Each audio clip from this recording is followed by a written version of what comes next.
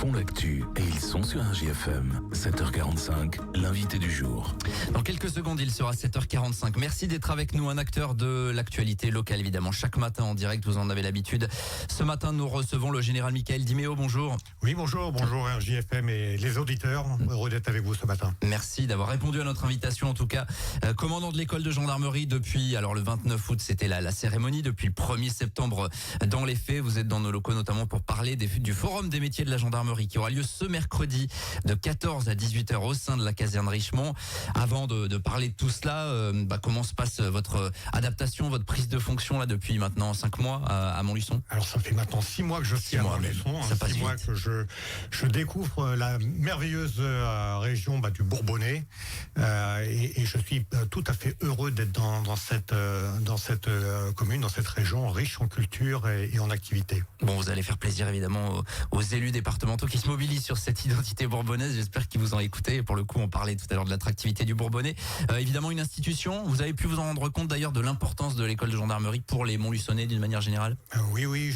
Alors l'école de gendarmerie, c'est l'école de gendarmerie à l'heure actuelle la plus grosse en France. Nous sommes actuellement, si vous me permettez l'expression, au taquet avec 1300 élèves présents dans nos murs actuellement. C'est une petite ville de 1600 personnes en comptant les cadres permanents. Et cette école qui va bientôt fêter ses 5 ans, retenez la date, cette école qui a été créée en 1976 et qui en 2026 fêtera ses 50 ans. On en reparlera d'ici là. Bien sûr, vous viendrez nous parler parce que j'imagine qu'il va se passer des choses pour ces 50 ans. Vous le disiez, 1300 élèves donc qui tournent à plein régime. Limite, il faudrait pousser les murs de cette caserne Richemont qui est pourtant grande, mais vous êtes au maximum de vos capacités d'accueil là. Là malheureusement, il n'y a plus de ressources foncières, on ne poussera plus les murs, non. Effectivement, mais ça veut dire que il faut former toujours. On sait que c'était aussi une volonté des dirigeants de ce pays de former plus de gendarmes. Aujourd'hui, on est clairement dans cette démarche-là et depuis plusieurs années déjà. Alors depuis plusieurs années, c'est on va dire 7 dernières années, la gendarmerie a gagné en effectif. Nous sommes encore dans une dynamique d'augmentation des effectifs, mais au-delà de l'augmentation des effectifs, notre mission également est une mission qualitative en rehaussant l'aguerrissement, la robustesse de nos jeunes militaires. Bon, comme ça tourne à plein régime, j'imagine qu'il faut des adaptations. Évidemment, tout cela est bien huilé aujourd'hui au sein de l'école de gendarmerie. L'école, comme je vous l'ai dit, est une vieille institution. Ça tourne bien, tout est huilé. Même si pour les services c'est assez tendu parce que quand vous avez 1300 élèves, 1600 effectifs rationnaires à faire manger le midi au mess, c'est très contingenté. Ouais. Il y aura, de toute façon, vous pouvez pas accueillir plus aujourd'hui. On est vraiment au maximum. Non, on est au maximum. Oui. Ouais. Avec différents types de formations également qui sont dispensées. Les élèves gendarmes sont pas là tous pour la même durée, pas dans le même processus tous. Bien sûr. Alors c'est une formation initiale, c'est-à-dire que c'est leur première formation. On a soit des sous-officiers, des élèves sous-officiers qui sont formés soit en 7 ou 9 mois. Alors la différence, c'est que ceux qui sont formés en 7 mois, c'est qu'ils ont déjà été gendarmes adjoints volontaires. Et c'est la deuxième catégorie d'apprenants que nous formons, des élèves gendarmes volontaires que nous formons, eux, en 3 mois. Oui, bien sûr. Avec toujours des élèves gendarmes qui viennent évidemment de toute la France. De toute la France, et puis à la fin de l'année, on accueillera même des élèves gendarmerie d'États partenaires africains. D'accord. Il y a des partenariats comme ça qui se nouent finalement entre les établissements. Oui, entre les pays, ce sont des pays partenaires africains qui, pour la première fois, et c'est l'école de gendarmerie de Montluçon qui a été choisie, seront accueillis pour une formation complète. Voilà, on suivra ça évidemment, c'est quelque chose sur lequel on pourra mettre l'accent bien évidemment. Cette école de gendarmerie auquel les Montluçonnais, je le disais, sont attachés, ils passent devant, ils ont parfois, et c'est normal, pas la possibilité de rentrer, et là ils auront la possibilité de rentrer, donc mercredi avec ce forum des métiers de la gendarmerie.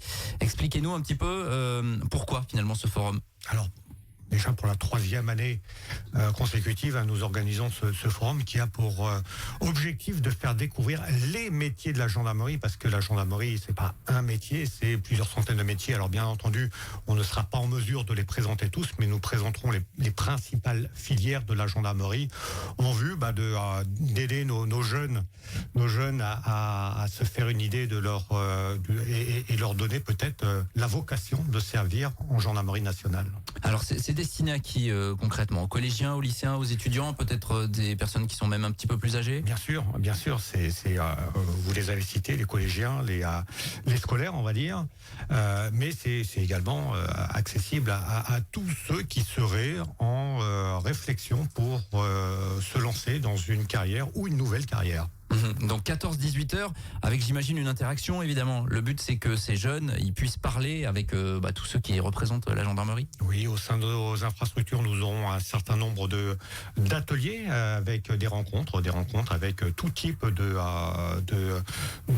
gendarmerie, de spécialités de gendarmerie qui représentent notre belle institution. On peut justement citer peut-être quelques éléments de ces membres de la gendarmerie qui seront présents. Alors bien entendu, aux côtés de la gendarmerie, on va dire traditionnelle, gendarmerie territoriale, représentée par la compagnie de gendarmerie de Montluçon, nous aurons des unités d'intervention comme le peloton de surveillance et d'intervention avec son équipe cynophile. Nous aurons le peloton de sécurité et de protection de ce qu'on appelle le CNPE. Un CNPE, c'est ni plus ni moins qu'une centrale nucléaire, qui est une unité d'intervention un peu plus spécialisée. Ouais. Nous aurons également, pour représenter la partie aérienne, nous aurons la gendarmerie de l'air, la gendarmerie des transports aériens, la gendarmerie Beaumille, bien entendu, qui nous vient de Melun, qui sera représentée, l'escadron départemental de sécurité routière pour tout ce qui est sécurité des mobilités, la brigade de recherche pour tout ce qui correspond à la police judiciaire, et puis bien d'autres. Je vous laisse découvrir, et on aura bien entendu un stand du centre d'information et de recrutement qui pourra donner un peu plus de précision sur les modalités pour constituer un dossier pour entrer en gendarmerie. Donc l'intérêt, évidemment, c'est qu'il y ait des échanges directs. Il n'y a pas de mauvaises questions. Finalement, c'est ce qu'on peut dire à ceux qui peuvent potentiellement venir. Toutes les questions que vous posez, qu'elles soient bonnes ou mauvaises, mais comme vous venez de le dire, il n'y a pas de mauvaises questions. Les mauvaises questions, c'est celles qu'on ne pose pas.